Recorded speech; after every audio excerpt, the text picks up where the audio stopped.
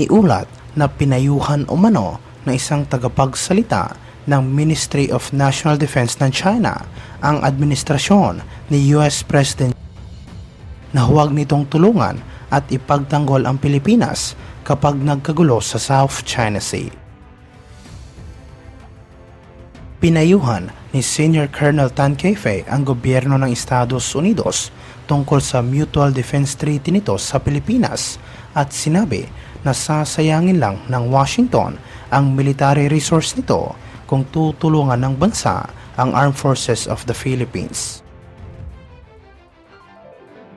Binanggit na nasabing Chinese official ang pag-abandona ng Pilipinas sa commitment nito na tulungan ang Amerika sa giyera laban sa terorismo sa Iraq noong 2004 at para sa kanila, hindi umano ito katanggap-tanggap bilang isang kaalyado.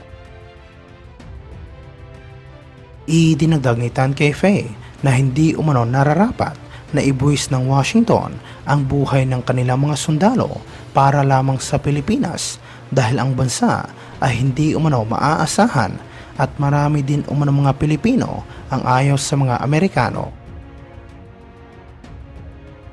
Iniulat ito matapos sinabi ng isang opisyal ng gobyerno na sa gitna ng banta ng pagharang ng mga Chinese vessel, ang gobyerno ng Pilipinas ay hindi pababayaan o tatalikuran ang mga Pilipinong nasa Ayungin Shoal. Nagbigay ng pahayag ang National Security Council Assistant Director General na si Jonathan Malaya matapos ang ginawang pagharang ng China Coast Guard sa resupply mission ng Philippine Navy sa Ayungin Shoal. Sinabi ni Malaya sa isang press briefing na National Task Force for the West Philippine Sea sa Department of Foreign Affairs na hindi pababayaan ng gobyerno ang Ayungin Shoal at nangako sila na poprotektahan nila ang nasabing lugar. Nagpatawag naman si Pangulong Marcos ng isang military command conference upang magkaroon ng isang komprehensibong aksyon laban sa patuloy na pananalakay ng China. Naglabas din ng pahayag si National Security Advisor Eduardo Año at sinabi na tinututulan niya ang panibagong agresyon ng China. Sinabi ni Malaya ng insidente ay tila pagtatangka ng China na subukan ang magiging tugon ng Pilipinas tungkol sa pagprotekta sa territorial integrity nito at anya, maaring naghahanap lang ang Beijing ng kahinaan sa posisyon ng bansa o sinusubukang sukatin ang ating commitment sa mga Philippine troops na nasa Ayungin. Sinabi rin niya na nandito ang gobyerno para tiyakin ang sambayanang Pilipino na batay sa utos ni Pangulong Marcos ng ating tugon ay dapat na consistent na hindi natin isusuko kahit isang pulgada ng ating teritoryo.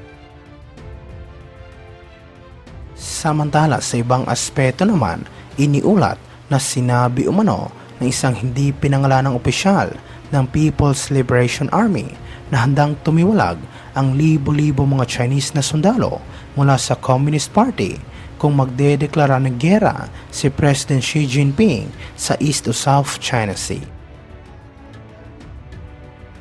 Sinabi umano ng Chinese military official na isang malaking kahibangan para kay Xi Jinping na magdeklara ng giyera sa mga kalaban nito dahil sasayangin lang umano ng Chinese President ang mga nakamit na tagumpay ng kanilang bansa, lalong-lalo na sa kanilang ekonomiya.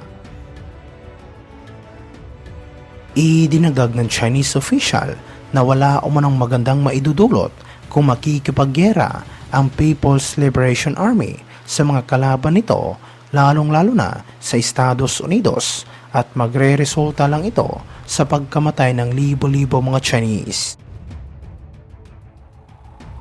Tumangging pangalanan ang nasabing Chinese official upang maproteksyonan ang kanyang sarili laban sa Communist Party at sinabi na handang mag-aklas ang Chinese military upang pwersahang alisin si Xi Jinping sa kanyang pwesto.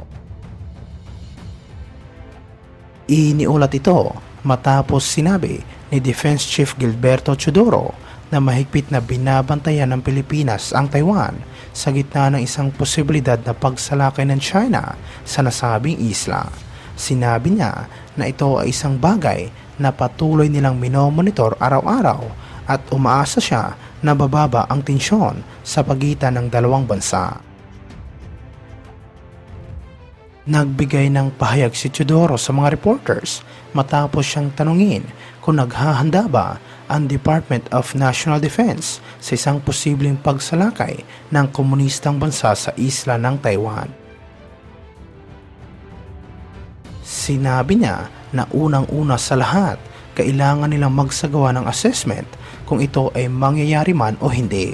Gayunpaman, patuloy silang nagpaplano sa lahat ng mga contingencies, hindi lamang sa isang flashpoint sa pagitan ng China at Taiwan, kundi sa anumang eventualities na makakaapekto sa ating bansa.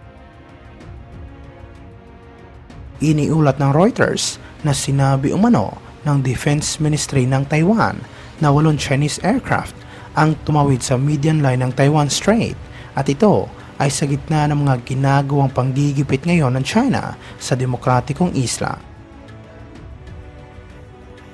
Ang China na hindi kailanman tinalikuran ang paggamit ng puwersa upang maibalik ang Taiwan sa pagkokontrol nito ay nagsagawa ng mga pagsasanay sa paligid na nasabing isla na kung saan ito ay agad na ikinagalit. Taiwanese President inaangkin ng China ang Taiwan bilang sarili nitong teritoryo sa kabila ng matinding pagtutol na nasabing isla at sinabi ng Taiwanese government na handa nilang protektahan at depensahan ang kanilang soberanya laban sa komunistang bansa.